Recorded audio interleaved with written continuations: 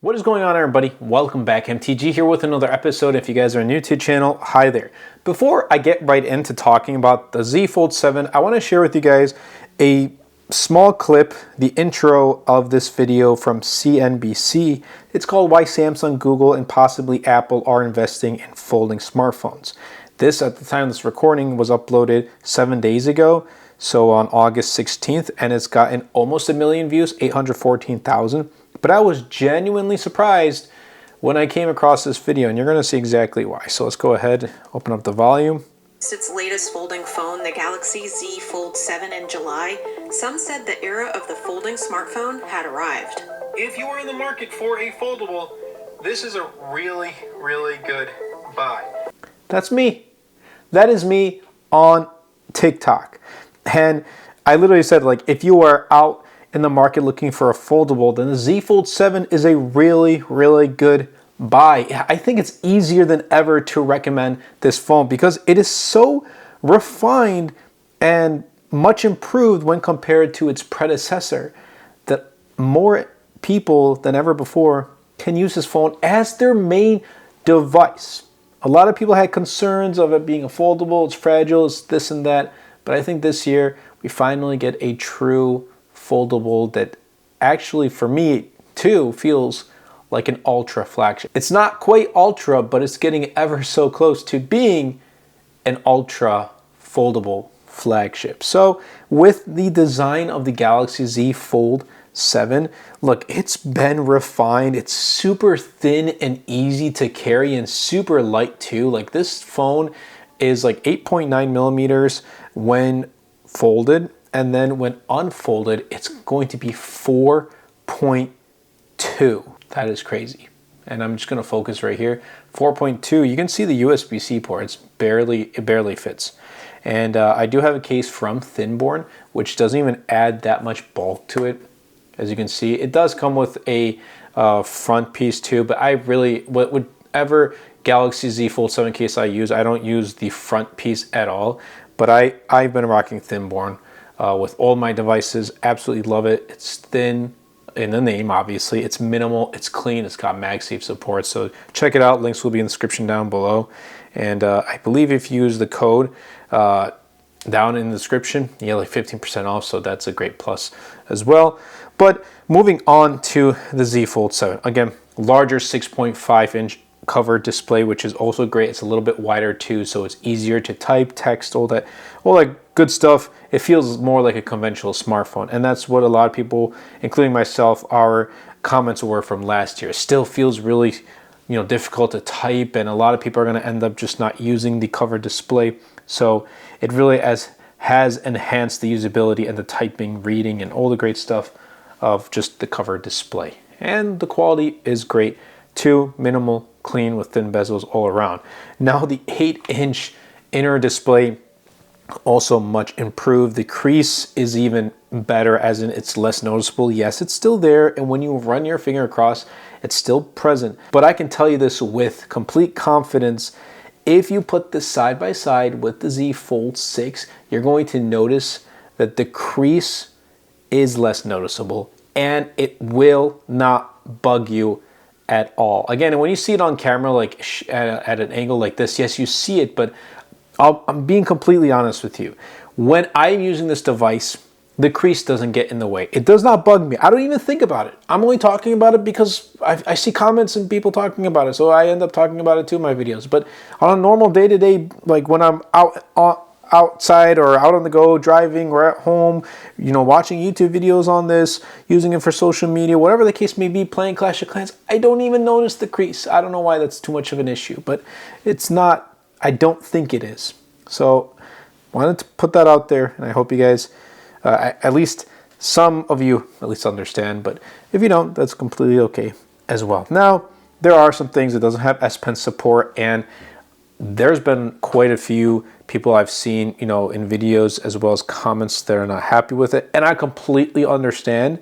I just haven't used the S Pen on the Fold 6 before. That was my first fold from Samsung, and I just haven't really found the need to. So for me, having it removed is not too much of an issue. But for those, you know, who were real advocates for an S Pen for the Fold, I definitely understand. And I feel like Samsung may bring it back next year. I don't know.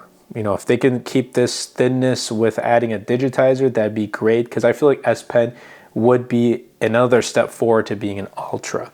But that being said, if S Pen is not a huge, you know, deal breaker for you, then this is going to be a really good upgrade in terms of design. And not only that, the performance has also been really good in terms of this phone overall. Snapdragon 8 Elite chipset, you know, 12 gigs of RAM. If you go for the highest end model, you get 16 gigs of RAM with a terabyte of storage. You get DeX, you get all the multitasking features, Galaxy AI features. It is awesome. I absolutely love this. And look, if it wasn't for a foldable, I probably wouldn't get back into Clash of Clans. I used to play Clash of Clans back in high school. I stopped playing that, and then when I got my first, you know, foldable, which was the OnePlus Open, I got back into it, and I haven't really looked back since. I took a break, you know, when I switched back to a regular slab of glass, but getting back into the Z Fold 7 again got me back into Clash of Clans, and it's been great ever since. Then you get One UI 8, you get Android 16, 7 years of software updates. It just feels so refined and so fluid. Beautiful. Absolutely love it. I love the weather app. I always talk about it in my videos, but like the weather app for Samsung has been my favorite weather app. I don't know. It's just really great, and I hope it doesn't rain, which is looking like it's going to rain later tonight, but hopefully it doesn't rain tomorrow because I got plans for tomorrow. I'm going to enjoy some time off with family. But anyway, the overall performance has been buttery smooth. So if you're coming from a flagship device like the Galaxy S25 Ultra or from a different brand, you're going to be, you know, really used to having that flagship performance here with the Z Fold 7.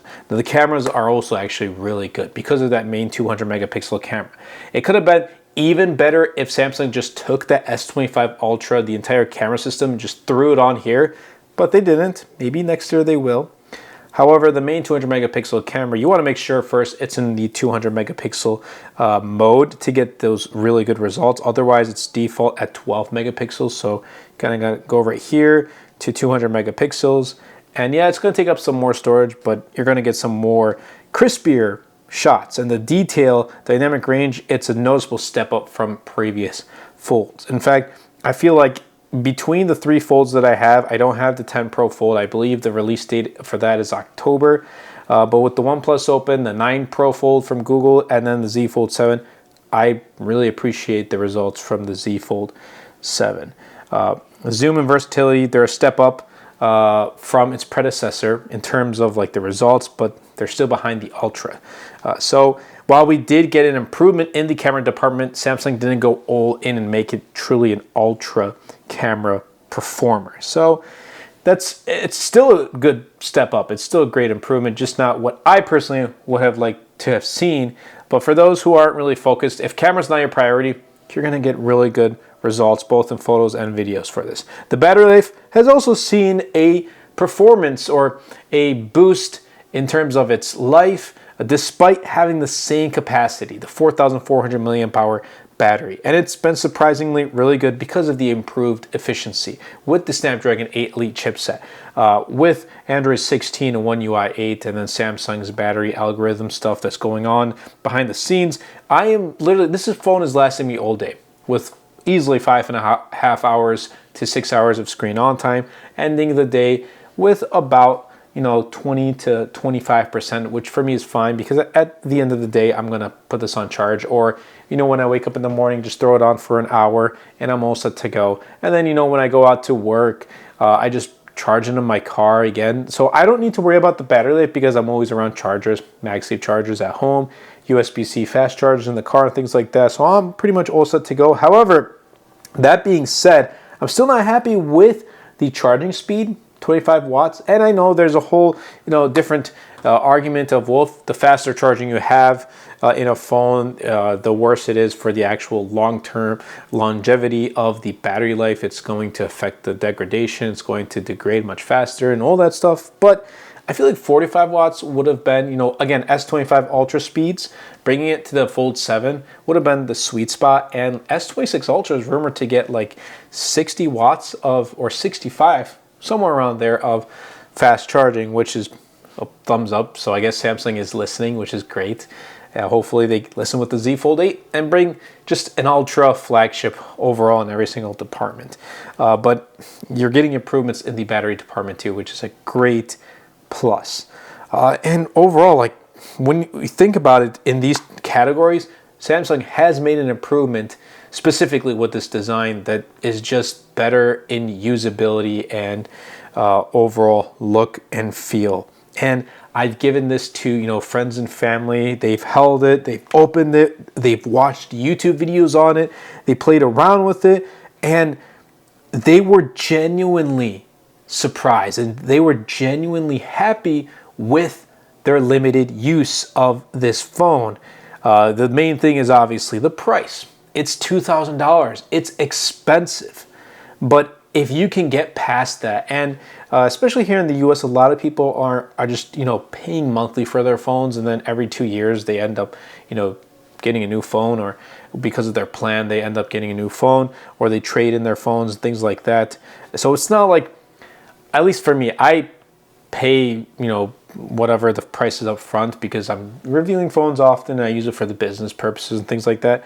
But for many other people, just the average consumer, and I've worked at Best Buy as a mobile sales consultant, and I don't remember too many consumers buying a phone outright. They always add it to their monthly bill, like break it up into monthly payments, 24 months, whatever the case may be, and they pay it that way, and they'll come back later next year or 2 years later to buy a new phone again. So I feel like this would work perfectly for that, because in the end, are you really paying that $2,000? Maybe if you keep it, throughout its entirety, of those payments. But again, pricing is expensive.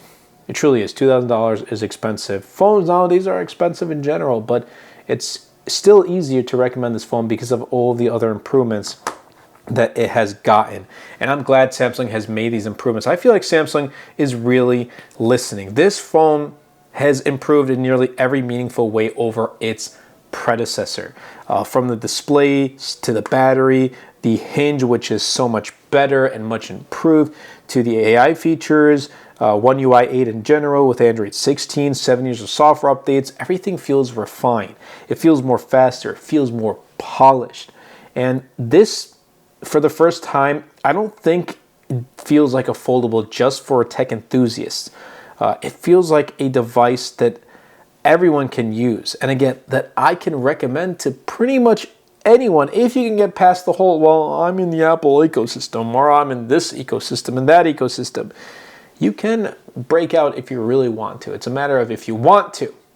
If you get past that, then you can use any other phone you want. But I'm really excited for what's going to come next with the Z Fold series. But if you guys are interested in this phone, I'll be leaving links in the description down below. Just make sure that this phone does go on sale quite often.